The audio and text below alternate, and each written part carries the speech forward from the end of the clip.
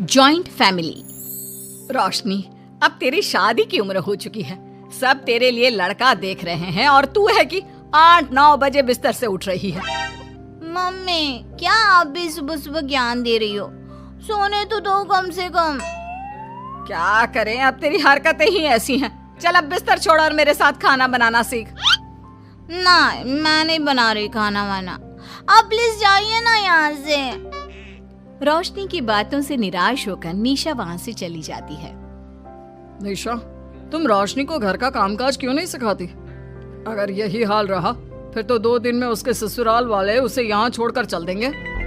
मैं तो बहुत कोशिश करती हूँ उसे घर की जिम्मेदारियां सिखाने की, लेकिन वो मेरी सुने तब ना। आप तो जानते ही हैं ना कि वो कितनी जिद्दी है।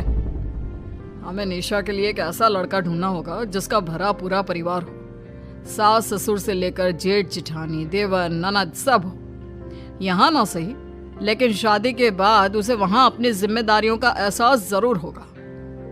कुछ दिनों के बाद रोशनी का परिवार उसके लिए लड़का देखना शुरू कर देता है और एक दिन चिराग नाम का लड़का रोशनी को देखने अपने परिवार के साथ उसके घर पहुंच जाता है। देखिए भाई साहब, मैं पहले ही आपको बता देती हूँ, हमारा परिवार बहुत बड़ा है, इसलिए अगर आपकी लड़की हमारे घर की जिम्मेदारियाँ बिना ना नुकुर के उठा सकती है तभी हम ये रिश्ता पक्का करेंगे। अरे ये भी कोई बोलने वाली बात है बहन जी, हमारी रोशनी आपके पूरे परिवार को बैठे बैठे खिला सकती है, इतनी जिम्मेदार है मेरी बेटी। अगर ऐसी बात है फिर तो हमें इस रिश्ते से कोई आपत्ति नहीं है। तो फिर चट मंगनी पट ब्याह के बारे में क्या ख्याल है? हाँ बिल्कुल, शादी में देर किस बात की, 3 हफ्ते बाद ही शादी का शुभ योग है। अगर आपको कोई दिक्कत ना हो तो हम इनकी शादी भी 3 हफ्ते बाद ही करा देते हैं। अरे हमें इसमें कोई परेशानी नहीं है। इस तरह दोनों परिवारों में शादी की तैयारियां शुरू हो जाती है और कुछ ही दिनों बाद रोशनी की शादी चिराग से करा दी जाती है। शादी के बाद, बहू इनसे मिलो, ये है तुम्हारी दादी सास, ये बड़ी सास और बड़े ससुर, ये तुम्हारे जेठ, ये जेठानी, ये दोनों तुम्हारे देवर और ये इस परिवार की सबसे छोटी बेटी सिमरन, यानी कि तुम्हारी ननद है। परिवार में इतने सारे लोगों को देखकर रोशनी का सर चकरा जाता है। वो अपना सर पकड़ लेती है और मन ही मन सोचने लगती है, हे भगवान, ये किस जन्म का बदला लिया है आपने मुझसे? मैंने क्या बिगाड़ा था आपका जो आपने मुझे ऐसा परिवार दिया? बेटा, किस सोच में पड़ गई तुम? और कितने लोग हैं आपके परिवार में? बस हम इतने ही लोग हैं बेटा, ज्यादा लंबा परिवार नहीं है हमारा। अब इससे लंबा और कितना बड़ा परिवार होगा आपका? ये ससुराल कम चिड़ियाघर ज्यादा लग रहा है।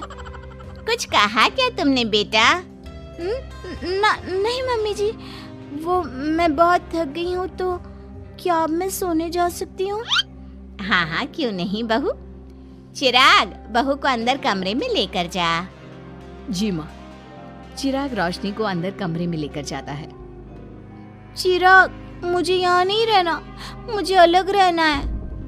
ये तुम क्या बोल रही हो रोशनी? अभी तो आई हो तुम और अभी अलग होने की बात कर रही हो? परिवार वालों को पता चलेगा तो कितने दुखी होंगे वो लोग। मुझे नहीं मतलब किसी से, और इसे तुम परिवार कहते हो? ये परिवार कम कोई गली मोहल्ला ज्यादा लग रहा है। रोशनी, अभी तुम नई हो इस परिवार में, इसलिए शायद तुम्हें ऐसा लग रहा है। कुछ दिन में आदत हो जाएगी तुम्हें। चिराग की बात सुनकर रोशनी अपना सर पकड़ लेती है। आपको समझाना तो दीवार में सर पटकना है। मैं सो रही हूँ, लाइट ऑफ मत करना, मुझे अंधेरे में नींद नहीं आती। इतना बोलकर रोशनी बिस्तर पर लेट जाती है। रोशनी को देखकर चिराग का मुंह खुला का खुला रह जाता है। वो भी पैर पटकते हुए बिस्तर के दूसरे कोने में अपना मुंह मोड़कर सो जाता है। अगले दिन, देवरानी जी, आप उठ भी जाइए, सुबह के 6 बज चुके हैं। सोने दो ना मम्मी, क्यों परेशान कर रही हो? देवरानी जी, मैं आपकी मम्मी नहीं जेठानी हूँ। सुबह सुबह क्या मजाक है मम्मी? इतना कहकर रोशनी अपनी आंखें मसलते हुए उठती है और अपनी जेठानी को देखकर चौंक जाती है। दीदी आप यहाँ? पिछले 1 घंटे से तुम्हें उठा रही हूँ, लेकिन तुम हो कि अब उठ रही हो। लेकिन अभी तो सिर्फ 6 बज रहे हैं, आपने मुझे उठाया क्यों? वो इसलिए क्योंकि आज तुम्हारे इस घर में पहली रसोई है, तो खाना आज तुम्हें ही बनाना होगा ना। क्या? मुझे पूरे मोहल्ले के लिए खाना बनाना पड़ेगा? नहीं रोशनी, तुम्हें पूरे मोहल्ले के लिए नहीं, सिर्फ परिवार के लोगों के लिए ही खाना बनाना है। आपका परिवार किसी मोहल्ले से कम है क्या? कुछ कहा क्या तुमने? हाँ नहीं दीदी, आप चलिए, मैं अभी फ्रेश होकर आती हूँ। आरती वहां से चली जाती है, जिसकी थोड़ी देर बाद रोशनी भी रसोई में जाकर मजबूरी में सबके लिए खाना बनाने लगती है। पूरे 2 घंटे मेहनत करने के बाद उसका खाना बनकर तैयार होता है। वाह बहू, खाना तो बड़ा स्वाद बना है। सच में बहू, तुमने भले ही बहुत देर लगाई खाना बनाने में, लेकिन खाना बहुत स्वादिष्ट बना है। आपके हाथों में तो जादू है देवरानी जी। मैं तो कहती हूँ अब से रोज आप ही खाना बनाया कीजिए, क्यों मम्मी जी? हाँ हाँ बेटा, बिल्कुल ठीक कहा तुमने। रोशनी, आज से रोज तुम ही खाना बनाना। ये सुनकर रोशनी चौंक जाती है। खाना खाने के बाद सभी लोग रोशनी को शगुन का नेक देते हैं और फिर अपने अपने रूम में चले जाते हैं। क्या यार रोशनी, इतना टेस्टी खाना बनाना जरूरी था क्या? अब फंस गई ना तू। ये सब माँ पापा की वजह से हो रहा है, उनके कारण मुझे ये सब झेलना पड़ रहा है। रोशनी गुस्से में अपने रूम में जाती है और अपनी माँ को फोन मिलाती है। मम्मी, मैं आपको कभी माफ नहीं करूंगी। आपने जानबूझकर मुझे इतने बड़े परिवार में भेजा है, जहाँ मुझे सांस लेने की भी फुर्सत नहीं है। हमने ये सब इसलिए किया ताकि तू अपनी जिम्मेदारियां निभाना सीखे। अब मायके की तरह ससुराल में भी अपनी जिम्मेदारियों से मुंह मत मोड़ लेना। मुझे नहीं रहना माँ यहाँ। इस घर में जितने लोग हैं, उतने तो हमारे गली मोहल्ले में भी नहीं थे। माँ, मैं आपसे आपकी सारी बातें मानूंगी, पर प्लीज मुझे यहाँ से ले जाइए। बिल्कुल नहीं, अब से वही तेरा सब कुछ है। वहाँ से भागने के बजाय अपनी जिम्मेदारियां पूरी करना सीख, इससे हमें भी थोड़ी खुशी मिल जाएगी। माँ की बातों से निराश होकर रोशनी फोन काट देती है, जिसके बाद उसकी नजर नेक में मिले पैसों पर पड़ती है और वो फटाफट से बिस्तर पर बैठकर पैसे गिनना शुरू कर देती है। अरे वाह, ये तो पूरे 25,000 रुपए हैं। किसी ने भी 5100 से कम का नेक नहीं दिया। चलो अच्छा है, कुछ तो फायदा हुआ इतने बड़े परिवार में शादी करने का। अब इन सब पैसों से मैं अकेले शॉपिंग करूंगी, बहुत मजा आएगा। शॉपिंग के बारे में सोच सोच कर ही रोशनी अपने बिस्तर पर कूदने लगती है। उसे बिस्तर पर कूदता देख सभी लोग चौंक जाते हैं। भाभी, आप ऐसे क्यों उछल रही हो? छोटी बच्ची हो क्या? अपनी ननद की बात सुनकर रोशनी का मुंह खुला का खुला रह जाता है। थोड़ी देर बाद रोशनी घर में बिना बताए शॉपिंग के लिए निकल जाती है और शगुन में मिले पूरे पैसों को शॉपिंग में उड़ा देती है।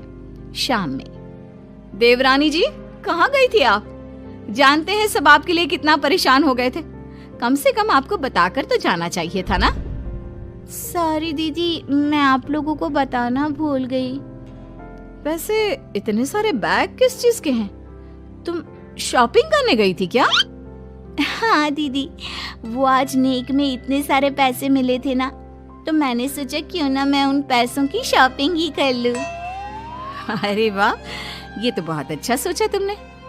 मम्मी, पापा, सिमरन, देवर जी, सब बाहर आइए। देखिए रोशनी हम सब के लिए क्या लाई है। रोशनी कुछ समझती उससे पहले ही वहाँ सब लोग आ जाते हैं। क्या हुआ आरती बहू, क्यों चिल्ला रही हो? अरे देखिए ना माँ, रोशनी हमारे लिए शॉपिंग करके आई है। वो देखिए, रोशनी हम सब के लिए कितने कपड़े लेकर आई है। आरती की बात सुनकर रोशनी के पैरों तले जमीन खिसक जाती है। उसके मुंह से एक शब्द तक नहीं निकलता। सच में भाभी, आप कितनी अच्छी हो। बेटा, हम सबके लिए तुझे खरीदारी करने की क्या जरूरत थी? अभी तेरी नई नई शादी हुई है, तुझे अपने लिए लेना चाहिए था ना। एक काम कर, ये सारे कपड़े तू ही रख ले, किसी को कुछ देने की जरूरत नहीं है। चलो, कोई तो समझदार है इस घर में। वाह भाभी, कितनी सुंदर ड्रेस है। ये शॉर्ट ड्रेस मुझे पता है आप मेरे लिए ही लाए होंगे, है ना? इसे मैं रख लेती हूँ। माँ, रोशनी इतने प्यार से सबके लिए कपड़े लेकर आई है, हमें मना नहीं करना चाहिए। तू सही बोल रही है बेटा, उसका मन रखने के लिए मैं ले लेती हूँ 1-2 साड़ियाँ। रोशनी झूठी मुस्कान लिए खड़े होकर सब देखती रहती है। देखते ही देखते उसके लाए सारे कपड़े घर वाले आपस में बांट लेते हैं और अब सिर्फ एक रुमाल को छोड़कर उसके पास कुछ नहीं बचता। अब ये रुमाल भी क्यों छोड़ा, इसे भी ले ही लेते। इतने में ही सिमरन रोशनी को आवाज देती है। भाभी, वो गलती से रुमाल रह गया है, क्या वो मुझे मिल सकता है? रोशनी वो रुमाल भी सिमरन को दे देती है। इतनी मेहनत से मैंने ये सब कुछ लिया था, लेकिन इन लोगों से मेरी खुशी बर्दाश्त नहीं हुई, कुछ भी नहीं छोड़ा। थोड़ी देर बाद रोशनी का पति भी वहां आ जाता है। मैंने सुना है आज तुमने सभी के लिए खरीदारी की है, तुम मेरे लिए कुछ लेकर नहीं आई? बस फिर क्या था, इतना सुनते ही रोशनी का पारा हाई हो जाता है और वो चिराग को घूरने लगती है, जिससे चिराग डर के मारे वहां से खिसक जाता है। हाय रे, फूटी किस्मत मेरी, जो ये जॉइंट फैमिली मेरे मत्थे चढ़ी।